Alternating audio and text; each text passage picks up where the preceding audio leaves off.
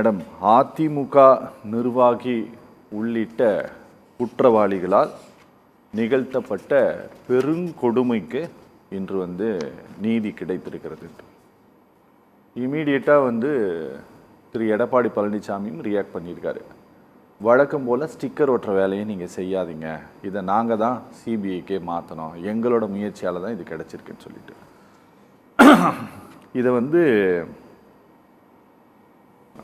இவர்கள் ஒரு டிஎம்கே மேலே ஒரு சார்ஜ் வைக்கிறாங்க அப்படிங்கிறதுக்கான ஒரு விஷயமாக இந்த வழக்கை பயன்படுத்தி கொள்ள திமுக நினைக்கிறதா, இல்லை நிஜமாலுமே இதில் ஒரு நியாயம் கிடைச்சிருக்குங்கிறதுனால நீங்கள் யார் இந்த சார்கள் அப்படின்னு கேள்வி கேட்டவர்கள் வெட்கி தலைகுனின்னு இன்னைக்கு உங்களுடைய தலைவர் சொல்லியிருக்காரா?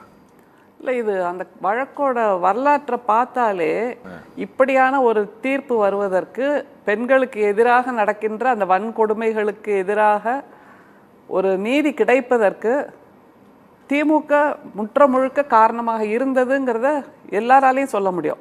திமுகவோடு சேர்ந்து பிற கட்சிகளும் அப்புறம் மாதர் அமைப்புகளும் கம்யூனிஸ்ட் கட்சி இப்படி எல்லாமே போராடிச்சு. ஆனால் அதில் போராடாத ஒரு கட்சி, 2 கட்சி எதுனா பிஜேபி, அண்ணா திமுக. சரி, அதனால இப்போ அவர் சொல்லலாம் நீங்க ஸ்டிக்கர் ஒட்டாதீங்கன்னு. ஆனா இதற்கு முழுக்க இந்த வன்கொடுமைக்கு ஸ்டிக்கர் ஒட்டிக்க வேண்டியது பிஜேபியும் அதிமுகவும் தான். சரி, இதை செய்ததே அவர்கள் தான்.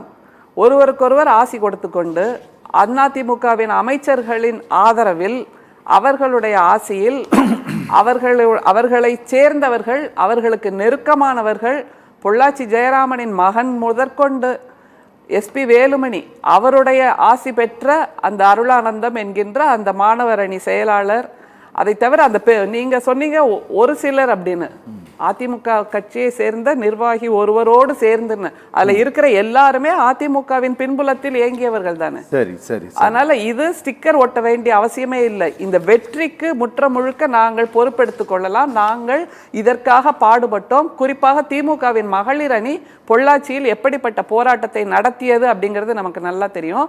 அதை தாண்டி கடந்த முறை தேர்தல் பரப்புரையில் கூட எங்களுடைய தலைவர் சொன்னது, அதிமுகவின் பொல்லாத ஆட்சிக்கு பொள்ளாச்சியே சாட்சி அப்படின்னு சொன்னார். அந்த பொள்ளாச்சிக்கு எதிராக அவர் கொடுத்த குரல் இருக்கு தெரியுமா? ஒரு மிக முக்கியமாக ஒன்று சொன்னார், அதிமுகவை சேர்ந்த ஒவ்வொரு ராஜாக்களும் அவர்களுடைய கூஜாக்களும் சிக்கிட்டு இருக்காங்க இப்போ அப்படின்னு சொன்னவர் எங்களுடைய தலைவர். அதிகாரத்தில் இருக்கக்கூடிய ராஜாக்கள் இருப்பதால் தப்பிச்சிட்டு இருக்காங்க, இவர்கள் மீது சிபிஐ நடவடிக்கை எடுக்கும் என நம்புகிறேன் என்று சிபிஐ நடவடிக்கைக்கு முன்பாகவே சொன்னவர் எங்களுடைய தலைவர். அதை தவிர இன்னும் 3 மாசத்துல சட்டத்தின் பிடியில் இருந்தும் ஸ்டாலின் பிடியில் இருந்தும் இவர்கள் தப்ப முடியாது என்று ஆணித்தரமாக சொன்னவர். அப்போல்லாம் அதிமுகவின் தலைவர் எங்க போயிருந்தாரு? அது ஒரு மிகப்பெரிய கேள்வி. அதை தவிர இன்றைக்கு பிஜேபியை சார்ந்தவர்களே பதில் சொல்லிட்டு இருக்காங்க எங்களுடைய தலைவருக்கு அறிவுரையாக, பெண்களுக்கு நீங்கள் இதையெல்லாம் செய்யணும், பெண்களுக்கு நீங்கள் எப்படியெல்லாம் பாதுகாப்பு கொடுக்கணும் அப்படின்ட்டு.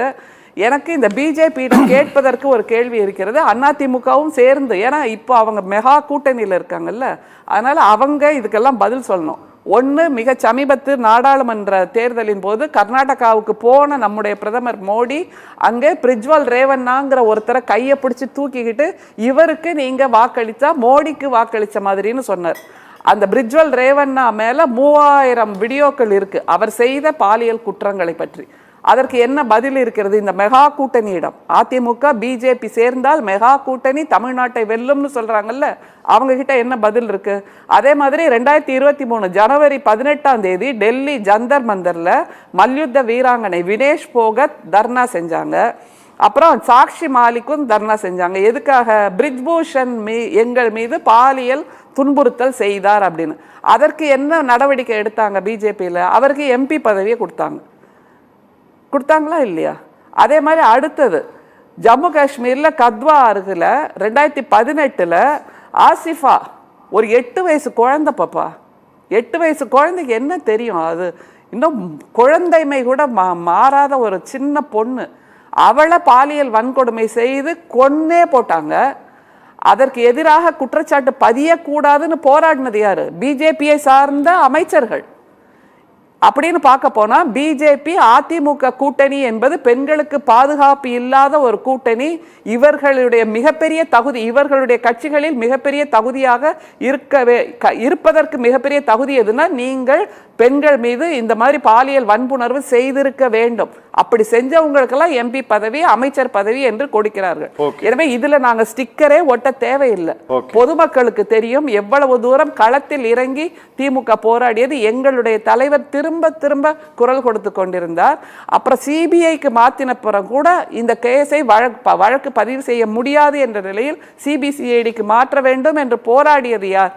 வரலாற்றை எடுத்து பார்த்தீங்கன்னா தெரியும். ஆனா எந்த முகத்தை வச்சுக்கிட்டு இன்னைக்கு அதிமுகவின் தலைவர், அவர் பொதுச் செயலாளர்ங்கிறாங்க. ஆனா நான் எப்பவுமே சொல்லுவேன், அந்த கட்சியே அவர் கட்டுப்பாட்டுல இல்லை. என்ன பொதுச் செயலாளர்? அவரை புளியோதரை எப்படி போடுறது, இல்லை பிரியாணி போடலாமா இந்த முறை பொதுக்குழு கூட்டத்துக்கு, அதை முடிவு பண்ணுவதுதான் அவருடைய தலைமை பொறுப்பாக இருக்கிறது.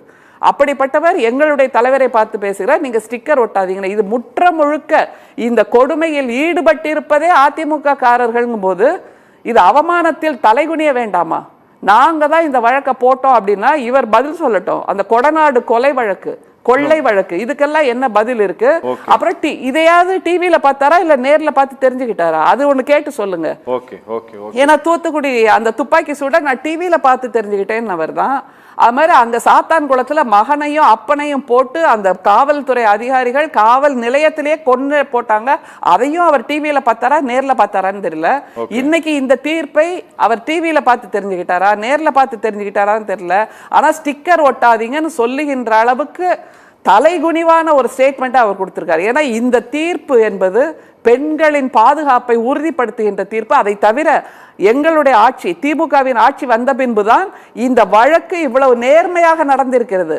அந்த பெண்கள் சாட்சி சொல்ல வந்தாங்க இல்லையா, 48 பேர், அவங்க எல்லாரும் பிறழ் சாட்சியாக ஆகலைங்கிறதுக்கு காரணமே திமுக அரசு அவர்களுக்கு கொடுத்த பாதுகாப்பு, நம்பிக்கை. உங்களுடைய முகமோ முகவரியோ அடையாளமோ எதையுமே நாங்கள் வெளிப்படுத்த மாட்டோம்னு திரும்ப திரும்ப அவங்களுக்கு கவுன்சிலிங் கொடுத்ததால் அவர்கள் பிறர் சாட்சி ஆகல. இதே இது அதிமுகவில் இருந்திருந்தால், ஒருவேளை பை பேட் வர்ச்சு அவங்க தொடர்ந்து இருந்தாங்கன்னா இந்த நிலை இருந்திருக்குமா? 48 பேரையும் இவங்க பயமுறுத்தி அச்சுறுத்தி ஒரு எஸ்பி இந்த ஒரு பெண்ணோட அடையாளங்களை எல்லாம் வெளியிட்டார்ல, அது மாதிரி இந்த மாதிரி நாங்கள் வழக்கு பதிவு செய்ய முன்வருகின்ற பெண்களின் பெயர்களை, அடையாளங்களை, அவர்களின் குடும்பத்தாரின் பெயர்களை, அவர்கள் படிக்கின்ற கல்லூரியின் பெயர்களை எல்லாம் வெளியிட்டிருந்தா இந்த தமிழ்நாட்டில் எந்த பெண் முன் வருவாள்? அப்படி இல்லாமல் இப்படி பாதுகாப்பாக பெண்களை வைத்து அவர்களுடைய அடையாளங்களை சொல்லாமல் இந்த வழக்கை இவ்வளவு தூரம் நடத்தி அதற்கு வேண்டிய உதவிகளை எல்லாம் செய்து அந்த பெண்களுக்கான பாதுகாப்பை கொடுத்தது திராவிட முன்னேற்ற கழகம், எங்களுடைய தலைவர். அதனால இதுல ஸ்டிக்கர் ஒட்ட வேண்டிய அவசியமே எங்களுக்கு இல்லை என்பதை நீங்கள் புரிந்து கொள்ள வேண்டும்.